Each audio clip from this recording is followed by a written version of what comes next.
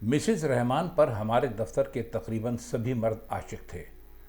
यूं तो हमारे दफ्तरों में काम करने वाली औरत कैसी ही शक्ल सूरत की हो, यार लोग अक्सर उस पे आशिक हो ही जाते हैं। लेकिन अगर मिसिज रहमान पे ये लोग आशिक थे तो उसकी एक नहीं कई वजूहात थीं। मिसिज रहमान ढाका की रहने वाली थी तो उसके बाल और आंखें स्याह थीं। रंग खुलता हुआ सांवला था जिसे वो मेकअप की मदद से तकरीबन गोरा बना लिया करती थी। मिसिज रहमान के चेहरे पे आंखों के बाद नुमाया चीज़ उसके होंठ थे। मैं अल्फाज में उनका नक्शा नहीं खींच सकता क्योंकि मैं कितने ही अच्छे अल्फाज इस्तेमाल कर दूं, उनकी तारीफ़ बयान नहीं हो सकती। मिसिज रहमान तवील क़ामत औरत थी और हमेशा साड़ी में मलबूस रहती थी। सुना था कि उसके किसी अजीज़ की ढाका में साड़ियों ही की दुकान थी, तो जब भी कोई नया रंग आता वो 2-4 साड़ियाँ उसे भिजवा दिया करता था। वो बेवा थी। शौहर का चंद साल कबल इंतकाल हो चुका था। वो भी हमारे ही महकमे में मुलाजिम था, लेकिन मैंने उसे नहीं देखा था क्योंकि ये मेरे यहाँ तब्दील होके आने से पहले की बात थी। मिसिज रहमान की 2 बच्चियाँ थीं। एक उस वक्त फर्स्ट ईयर में थी और दूसरी स्कूल की आखिरी जमातों में। मिसिज रहमान हर किसी से हंस के बात करती थी, अपना काम दिल जमई से करती थी और ठीक 5 बजे घर के लिए रवाना हो जाती थी। वो हमेशा गहरे मेकअप में रहती थी और पीर बख्श चपरासी ने कसम खाकर बताया था कि एक मर्तबा जब एमडी साहब बैरून मुल्क दौरे पर जा रहे थे तो उन्हें मिसिज रहमान की दराज से कुछ ऐसे कागजात की ज़रूरत पड़ी थी जो वो दिन में उससे लेना भूल गए थे, और पीर बख्श चाबियाँ लेने उसके घर गया था तो वो रात के 1:30 बजे भी पूरे मेकअप के साथ ही दरवाजे पर आई थी। पीर बख्श चर्स पीता था और तनख्वाह मिलते ही रेस खेलने जाया करता था, तो किसी ने इसकी बात का यकीन ना किया। मिसिज रहमान के आशिकों में जो शख्स सर फहरिस्त था वो हमारा मैनेजर सेल सुल्तान था। तवील क़ामत और फारिगुल बाल, हर वक्त पान चबाता और ख़ुद को औरतों पर अथॉरिटी समझा करता था। सुल्तान ने मिसिज रहमान को आसान शिकार समझकर उस पर डोरे डालने की बारहा कोशिश की थी, मगर वो चूँकि किसी भी मर्द को काम के हवाले के सिवा मुंह नहीं लगाती थी तो उसने सुल्तान को भी मुंह नहीं लगाया। सुल्तान मायूस नहीं था। वो हमेशा मुझसे कहता था, साली दफ्तर के फर्श पे नहीं मेरे दिल पे चलती है। एक दिन इसकी लटक मटक ना निकाल दी तो मेरा नाम भी सुल्तान नहीं। मैं उस दिन का मुंतज़िर था।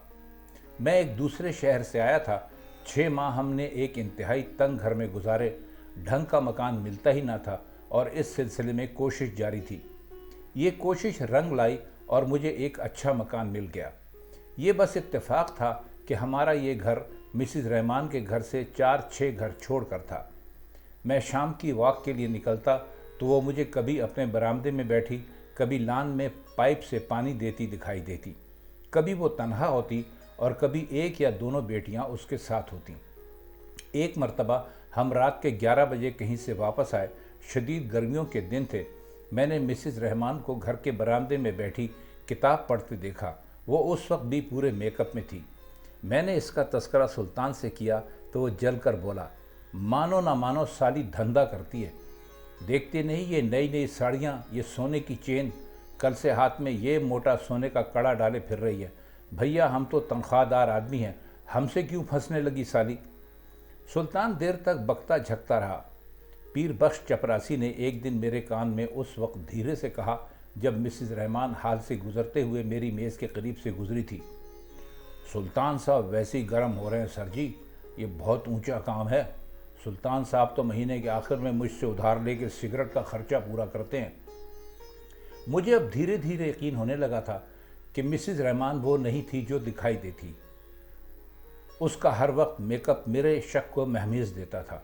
औरतें कितनी भी फैशनेबल हों, दिन भर खुद को कितना ही लीप पोत के रखें, सोते वक्त हर औरत मेकअप उतारती है। मिसेस सुल्तान का मेकअप कैसा था जो 24 घंटे बरकरार रहता था।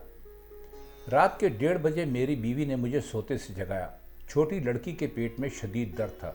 बीवी देसी दवा दारू कर चुकी थी और बच्ची को अब अस्पताल पहुंचाए बगैर चारा न था। वो मोबाइल फ़ोन का ज़माना ना था और ना ही हमारे घर में फ़ोन था। मेरा साला चंद मील दूर एक अस्पताल में काम करता था। मैंने उसे फ़ोन करने का फ़ैसला किया। میں چونکہ اس علاقے میں نیا تھا تو اتنا کسی کو نہیں جانتا تھا، اور پھر رات کے 1:30 کسی کا دروازہ کھٹکھٹانا مجھے اچھا نہیں لگا، جبکہ مسز رحمان چند گھر چھوڑ کر رہتی تھی اور اس کے گھر میں فون بھی لگا ہوا تھا۔ میں تیز قدموں سے چلتا اس کے گھر پہنچ گیا۔ گھر کے گرد 4 دیواری نہیں تھی، کھٹے کی باڑ لگی تھی اور ایک چھوٹا سا علامتی قسم کا دروازہ۔ میں برآمدے کے دروازے پر پہنچا اور میں نے گھنٹی پر انگلی رکھ دی۔ مسز رحمان نے دروازہ کھولا۔ پریشانی کے باوجود میں دنگ رہ گیا۔ وہ اس وقت بھی میک اپ میں تھی۔ یہی نہیں، اس نے کانوں میں بیلے یا چمیلی کے سفید پھول بھی اڑس رکھے تھے۔ دروازہ کھولتے ہی خوشبو کا احساس دو چند ہو گیا۔ میں نے اپنی مشکل بیان کی، وہ مجھے گھر کے اندر لے گئی۔ میں نے فون کیا اور میرا سالہ دوائیوں کے ساتھ 10-15 منٹ میں پہنچ گیا۔ میرا مسئلہ حل ہو گیا، لیکن مسز رحمان کے تعلق سے الجھن بڑھ گئی۔ وہ جب بھی دفتر میں ملتی، اسے دیکھتے ہی مجھے خیال آتا کہ یہ عورت اچھی نہیں ہے۔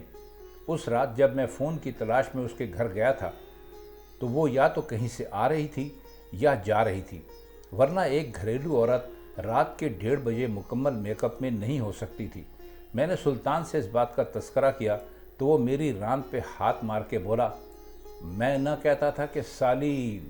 وہ دیر تک مسز رحمان کے حوالے سے اپنے جنسی منصوبوں کا اظہار کرتا رہا۔ مجھے مسز رحمان کو اس حالت میں دیکھنے کا دوسرا تجربہ اس رات ہوا جب اس کا نوکر مجھے بلانے آیا، کیونکہ میں نے اس کی اجازت سے اس کا فون نمبر 2 رشتہ داروں کو دے رکھا تھا۔ میرے چھوٹے بھائی کا امریکہ سے فون تھا اور اس احمق نے وقت کا خیال کیے بغیر مجھے فون کر دیا تھا۔ میں نے فون سنا، بھائی کو سرزنش کی، اور جب میں چلنے لگا تو وہ کانٹا دل سے نکالنے کا فیصلہ کیا جو کتنے ہی مہینوں سے مجھے چبھ رہا تھا۔ میں نے مناسب معذرت کے بعد کہا، مسز رحمان، میں آپ سے کچھ پوچھوں تو آپ برا تو نہیں مانیں گی؟ اس کے ناقابل بیان ہونٹوں پر مسکراہٹ گہری ہوئی اور وہ بولی، ضرور پوچھیں۔ میں نے کہا، میں نے آپ کو میک اپ کے بغیر کبھی نہیں دیکھا۔ دن میں تو بات سمجھ میں آتی ہے، اتنی رات گئے۔ مجھے شاید بات مکمل کرنے کی ضرورت ہی نہیں تھی۔ وہ بیٹھی اور مجھے بھی بیٹھنے کا اشارہ کرتے ہوئے سنجیدگی سے بولی، آپ نماز پڑھتے ہیں؟ سوال گندم جواب چنا شاید اسی کو کہتے ہوں گے۔ میں حیران رہ گیا اور میں نے کہا، جی پابندی سے تو نہیں پڑھتا، جمعہ البتہ ضرور پڑھتا ہوں۔ مسز رحمان مسکرائی، نماز سے پہلے آپ کیا کرتے ہیں؟ میں نہیں سمجھا تو میں نے کہا، میں کچھ سمجھا نہیں، بہرحال میں نہاتا ہوں، صاف ستھرا لباس پہنتا ہوں اور بس۔ وہ مسکرائی، نماز پڑھنے کا مطلب ہوتا ہے کہ آپ اپنی محبوب ترین ہستی سے ملنے جاتے ہیں، ہے نا؟ میں بھی یہی کرتی ہوں۔ میں سارا دن دفتری الجھنوں کی وجہ سے نماز نہیں پڑھتی۔ تمام نمازیں رات کو قضا پڑھتی ہوں، پھر تہجد بھی پڑھتی ہوں۔ پہلے میں گھریلو سادہ عام کپڑوں میں عام عورتوں کی طرح نماز پڑھا کرتی تھی۔ پھر ایک دن میں نے سوچا، میں دوسروں کے لیے ہر روز اتنا سنورتی سجدی ہوں کہ انہیں خوش کرنا چاہتی ہوں، تو اس کے سامنے سر جھاڑ منہ پہاڑ صورت میں کیوں جاؤں جس نے مجھے اتنا محبوب رکھا ہے کہ مجھے دنیا کی ہر نعمت دی ہے۔ اس کا حق مجھ پہ سب سے زیادہ ہے کہ میں اسے اچھی لگوں، ہے نا؟ میں اپنا بہترین لباس پہنتی ہوں، بہترین میک اپ کرتی ہوں، خوشبو لگاتی ہوں، زیور پہنتی ہوں اور پھر اس کو سجدہ کرتی ہوں۔ میں تہجد کے بعد میک اپ اتار دیتی ہوں۔ وہ کچھ اور بھی کہہ رہی تھی، مگر میں اتنی شدید حیرت کے عالم میں تھا کہ فقط ہلتے ہونٹ ہی مجھے دکھائی دے رہے تھے۔